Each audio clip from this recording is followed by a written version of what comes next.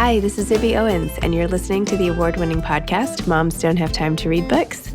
I'm also the host of Moms Don't Have Time to Lose Weight, and I'm the editor of the anthology, which you should run out and buy, called Moms Don't Have Time to, a Quarantine Anthology. All proceeds of that book go to COVID-19 vaccine research. And I'm the editor-in-chief of Moms Don't Have Time to Write, a new publication on Medium, and we're accepting submissions, so please send your personal essays there. And if all that isn't enough, you can follow me on Instagram at Zibby Owens, and my website is zibbyowens.com. Okay, now back to this amazing podcast. Liv Constantine is the pen name of sisters Lynn Constantine and Valerie Constantine. Together, they are the best-selling author of the Reese Witherspoon book club pick, The Last Mrs. Parrish, as well as The Last Time I Saw You, The Wife Stalker, and The Stranger in the Mirror. Their critically acclaimed books have been praised by USA Today, The Sunday Times, People magazine, and Good Morning America, among many others. Lynn and Valerie are national and international best-selling authors, and their books have been translated into 28 languages, are available in 33 countries, and are in development for both television and film. We did this, by the way, as an Instagram Live. Lynn is a former marketing executive with a master's degree in business from Johns Hopkins University. She has explored coral reefs all over the world, sunken wrecks in the South Pacific, and fallen in love with angelfish in the Caribbean. You just never know what you're going to get in someone's bio. When Lynn's not writing, you can find her curled up with her Labrador and Golden Retrievers, reading a good book or walking the beach thinking up devious plans for her characters. Lynn also writes the Jack Logan series under the pen name Elsie Shaw. To learn more about her other books, visit elsieshawauthor.com or connect with her on Instagram or Twitter at elsieshawauthor. And finally, Lynn is a board member of the International Thriller Writers. Valerie has always loved books and spent many nights reading by the light of her bedside lamp until 3 a.m. She lives with her husband and their brilliant Cavalier King Charles babies, Zorba and Da Vinci. Earlier in her career, she served as a White House assistant in the president's scheduling and advance office, planning presidential trips and travel, and has visited over 40 foreign countries. She has a degree in English literature. When she's not writing, you won't find her, as she and her husband will be traveling to some faraway destination. Oh, okay. Hi, good morning. How are you? Good morning. I'm so delighted this worked. I almost gave up on you, but I was like, that's so unlike them not to show up. What am I doing? No. Right. Last time we were at your beautiful apartment. I know. That was so fun. Before the pandemic, right? It was like a week or two before. A week before. Is that when it was? Oh, my gosh. Yes. Yeah.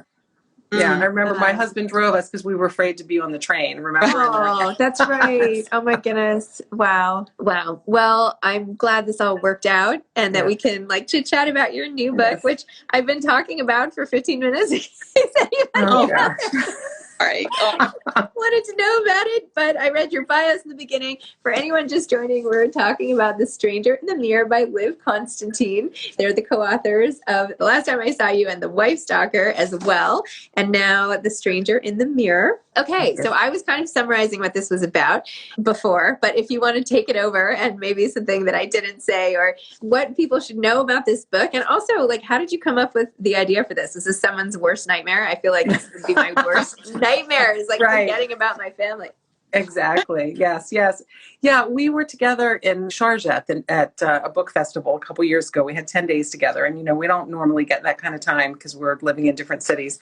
And we had finished another book and we were having to go back and do a lot of revisions and we were not excited about it. So we said, why don't we just start over? Let's think about something that we really could get into. And we liked the idea of this woman with amnesia, with no memory, because we knew there was just so much we could do with it.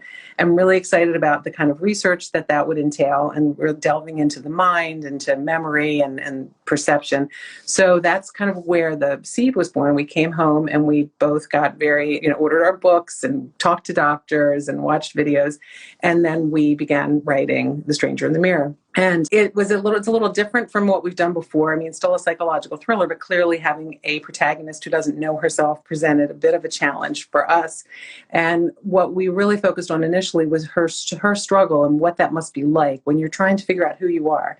How do you figure out what kind of a person you are when you don't know anything that you've done, any kind of relationships that you've had, and, where do you go from there? So that was, that's sort of the genesis of the story about this woman, Addison. And all she does know is that she has had trauma because she's got scars on her arms that prove she had a failed suicide attempt. So she doesn't know why did she do that?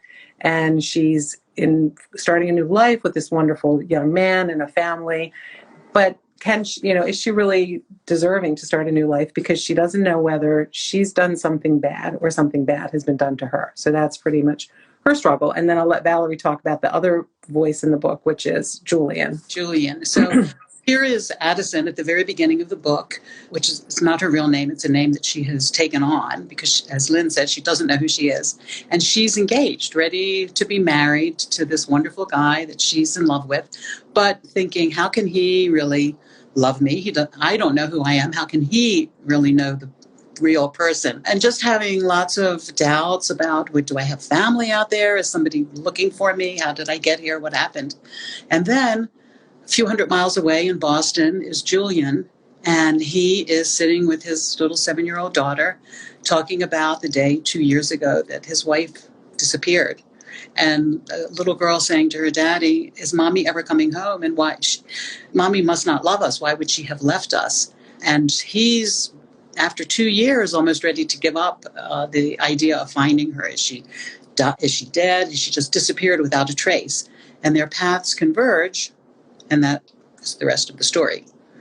Wow.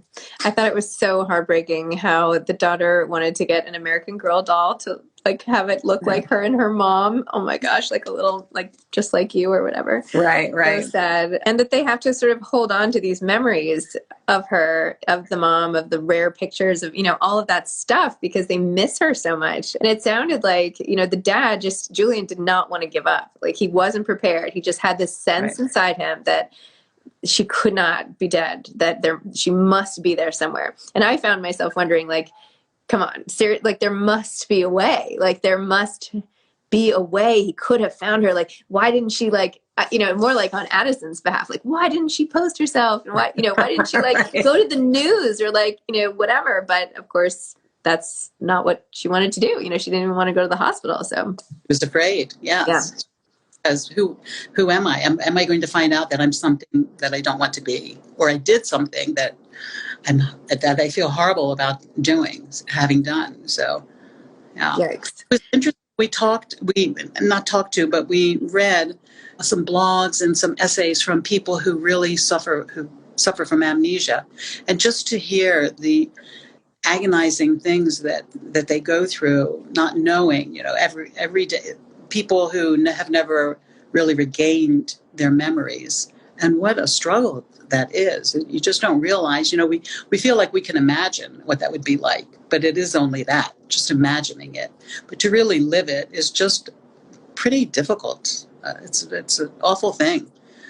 Sometimes I feel like I have amnesia because there are whole periods of my life that now I can't even remember that well. I remember when someone tells me a story, it often comes back, but not always. My friend just before this was like, hey, remember that time when we were hanging out in East Hampton town and we were nothing ever happens to us and life is so boring and now look at how crazy our lives are. And I was like, no. She's like, don't you remember that happened? And then 2 seconds later, someone fell and an ambulance came and I was like, that does not even sound familiar to me. I know. It happens to me too all the time. I know. It's scary, isn't it? Scary. But, yeah. It's one of the things. I mean, memory is very fickle and can be totally different. And even if you do remember something, you can remember it differently from the person that you're talking to. It's no, wait, it didn't happen that way. This is how it happened. So it's something that you really can fool around with when you're writing. Yes. And I love how you guys had short chapters, alternating perspectives. So you're constantly keeping the pacing was so good. You just kept, it just made it easy to fly through because you want to just know what's happening next. And I love this mother-in-law character and her skillful manipulation. And I feel like someone must have this in their lives or I don't know, maybe it's just a trope of the mother-in-law, but it was so perfect with how she really inserts herself and, even from just the wedding planning, how she walked in and as soon as she walked out, she had a whole nother thing going. So we loved Blythe. Yes, we loved Blythe. I think she became one of our favorite characters as well. And, it was interesting too, because typically, I guess too, as moms and as I feel for myself, when I was a younger writer, I would more relate to, to the Addisons and the younger character. But now having children that are in their 20s, and I can understand that. Like if all of a sudden my son brought this girl home with no memory, I mean, what would I do? And I could really relate to her not wanting to alienate him or Addison, but at the same time, being very concerned about what's in her past, or what if all of a sudden she remembers everything and leaves and breaks my son's heart. So she had and that's such a close family too. She had a really fine line to walk in being careful. And then of course the husband's like, oh, everything will be fine. Don't worry about it. It's all good. She's like, no, can't just leave it like that. Right. I mean, I feel like I would be really nervous to be with someone who didn't remember who they were. Like, wouldn't you? Yes. Oh, absolutely. Yes. I mean, I don't know. You're waiting for the right to waltz back in. Yeah. Yeah. Crazy. You know that she tried to harm herself with the scars on her arms, and you wonder, what kind of trauma is in her past? And also just that feeling of like loss, really, that Julian is feeling, and that right, because it's like he's mourning the loss of her in his life, and yet he can't put it to bed. It's like, I don't know, I was doing all this research, or not research, but talking to somebody all about how the trauma specific to like a disappearance, right? Because that does happen often, and how there's just no sense of closure and what that does to you. And, there are just so many ways, I guess, to have horrible things happen and, be in pain about. So, right. So how did you guys go about writing this together? What did you do your normal, what is your normal strategy of co-writing, and how did you was this one any different? Was it written during the pandemic? What was that all about? And well, it was, I think the first draft had already been written before the pandemic hit. So we were in revisions and heavy edits, which was a good thing, because I don't know that we would have had the energy or, the presence of mind to come up with something completely new during such a dark time.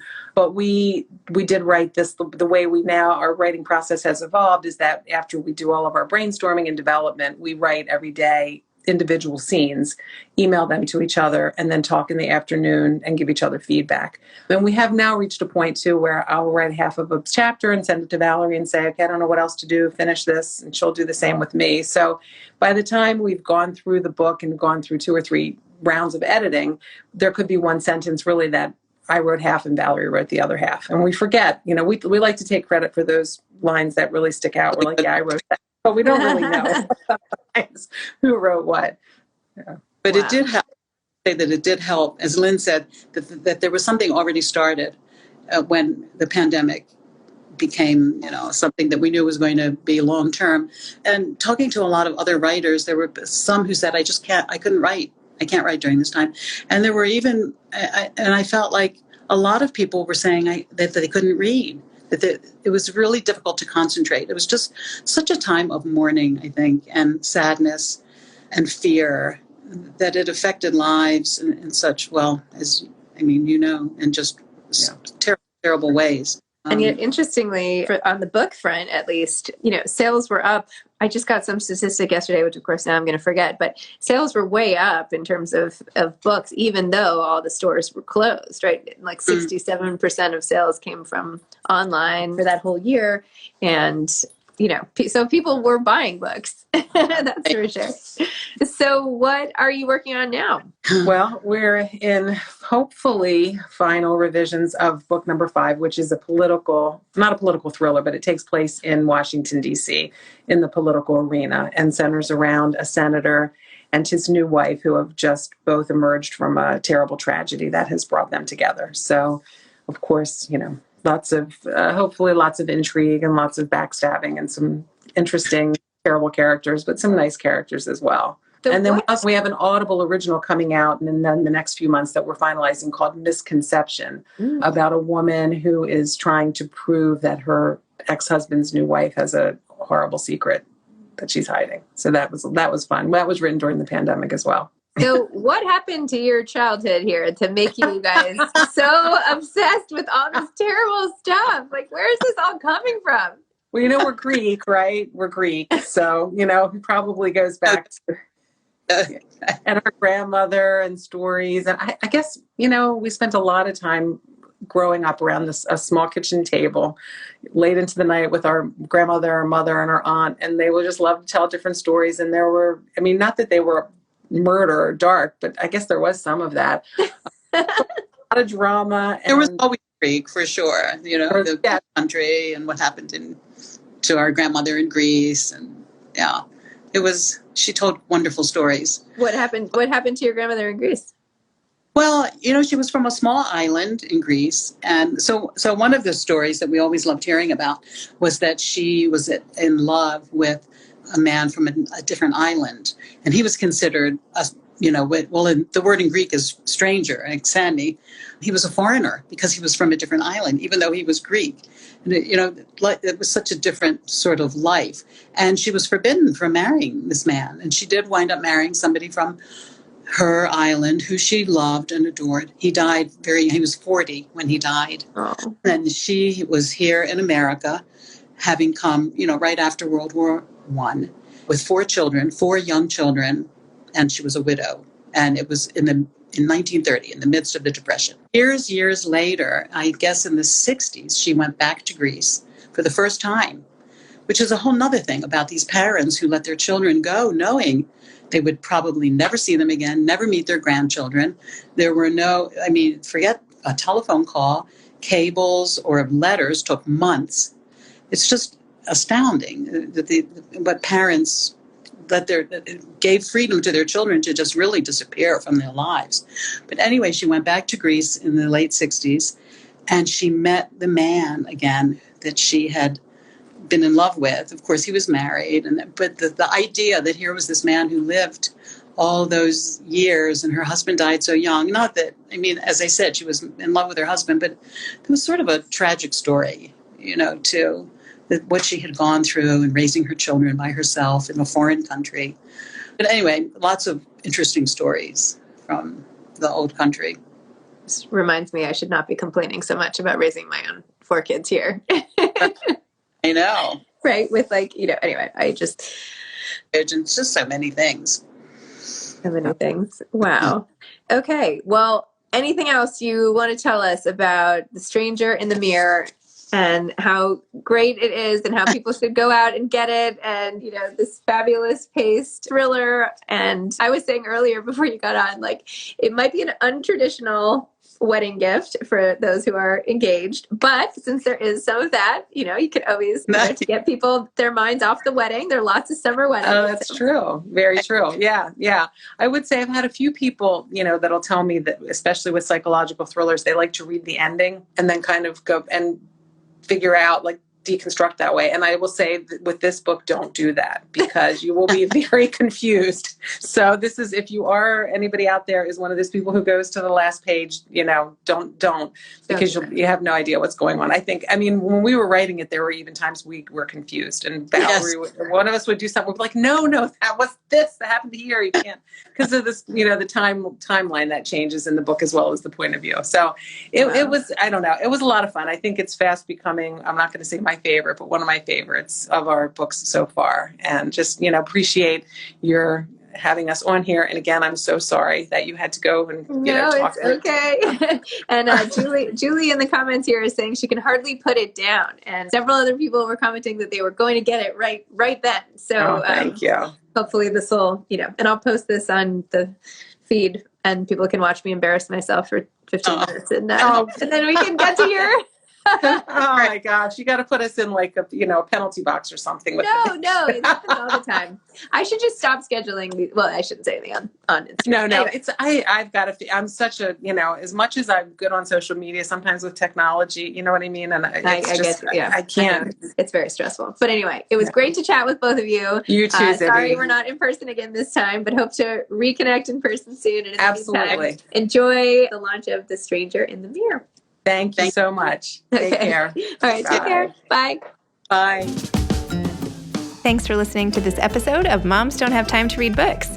Don't forget to follow me on Instagram at Zibby Owens and at Moms Don't Have Time to Read Books. Also sign up for my newsletter at zibbyowens.com and sign up for my virtual book club and meet lots of authors on Zoom every other week. Thanks so much to Steve and Ryan at Texture Sound for the sound editing. And thank you to Morning Moon Productions for providing this fantastic intro and outro music.